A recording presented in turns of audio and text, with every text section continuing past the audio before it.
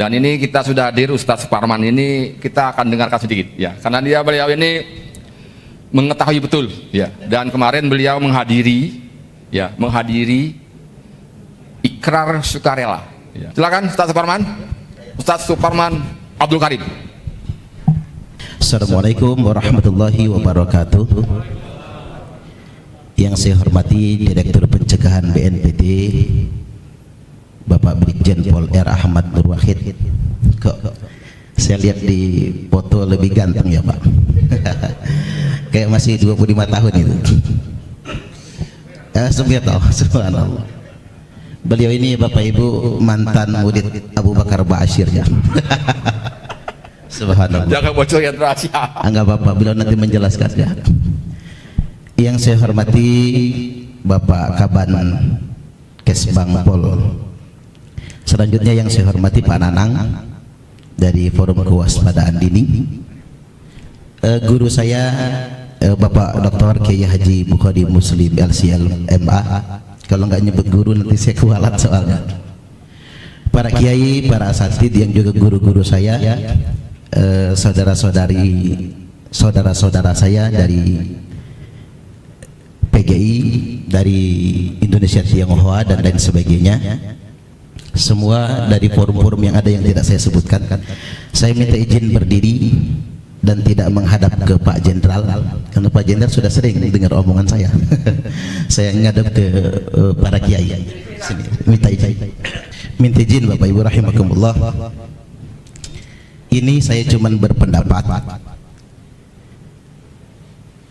di satu sesi ceramah yang saya upload di YouTube. Berarti Bapak Ibu harus follow YouTube saya ya. Jangan lupa di subscribe-nya. Jadi saya bikin pernyataan dan materi yang saya uraikan tuh hampir 1 jam. Terorisme itu ideologi. Karena kita ini, saya ingin langsung masuk sajalah, karena BNPT itu Badan Nasional Penanggulangan Terorisme. Jadi terorisme itu ideologi. Adapun faktor-faktor yang disebutkan kesenjangan sosial, ketimpangan hukum, ketidaksejahteraan dan lain sebagainya itu cuman trigger saja sebetulnya. Cuman trigger saja, faktor pemicu. Kalau bapak-bapak biasa ngudut itu cuman pemantik saja sebetulnya. Tapi faktor utamanya adalah ideologi. Dan kita umat Islam itu harus sepakat. Karena terorisme itu kan mengatasnamakan Islam. Kita harus sepakat dengan tegas bahwasanya kita wajib memerangi terorisme. Tugas memerangi terorisme itu bukan tugas Densus 88. Densus 88 itu tinggal penindakan saja, main sikat di lapangan kan. Nah, tugas kita sebetulnya untuk memerangi terorisme. Ada orang yang berbuat kriminal lalu dia mengatasnamakan keluarga kita patut marah. Ada orang yang berbuat kriminal luar biasa dan dia mengatasnamakan Islam, ya kita dong yang marah, kita yang mesti memeranginya. Jangan ambigu, jangan mengambang Bapak Ibu.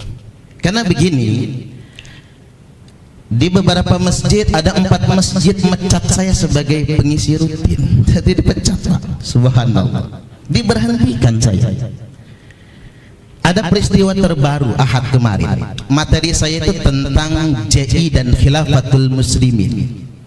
Dan tegas saya katakan Khalifah Abdul Qadir Hasan Baraja, dia mengatasnamakan dirinya Khalifah umat Islam seluruh dunia. Dan mereka berkali-kali mengklaim, gak terhitung jumlahnya, di mana-mana mengatakan Khilafatul Muslimin bukan partai, bukan organisasi, bukan firqah, tapi Khilafatul Muslimin itu adalah kekhalifahan umat Islam. Dan saya ngisi di masjid itu, Abdul Qadir Hasan Baraja itu khalifah palsu. Dan kalau kita ngambil ke syariat Islam, wajib dipancung lehernya itu. Faqatuluhu, bunuh dia, kata khalifah palsu. Soalnya saya uraikan Pak tentang ideologi Khawarij dan lain sebagainya. Saya buka forum, yang mau diskusi hayu. Nggak ada juga yang mau diskusi. Begitu saya pulang, rame grup masjid itu mengusulkan saya tidak lagi berceramah di situ. Dan yang mengusulkan itu salah satunya adiknya Abu Bakar yang kemarin ditangkap Polda Lampung kasus prokes ya. Jadi Amir Khilafatul Muslimin untuk wilayah kota Bandar Lampung. Kalau dia begitu saya wajar, wong saya mengkritik kelompok dia kok. Ada lagi kelompok Salafi Wahabi Takfiri yang cingkrang-cingkrang itu. Saya enggak menyalahkan yang cingkrang, kalau ada ya Pak di sini ya. Oh, Bang Aceh juga cingkrang, Bang Aceh.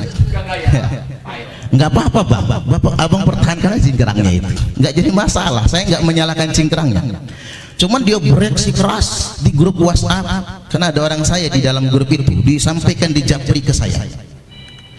Tapi yang saya sayangkan Pak, ada pengurus masjid yang dia masih dinas aktif di Kementerian Agama, dan dia mengatakan Ustadz Farman tidak boleh lagi ngisi di masjid ini.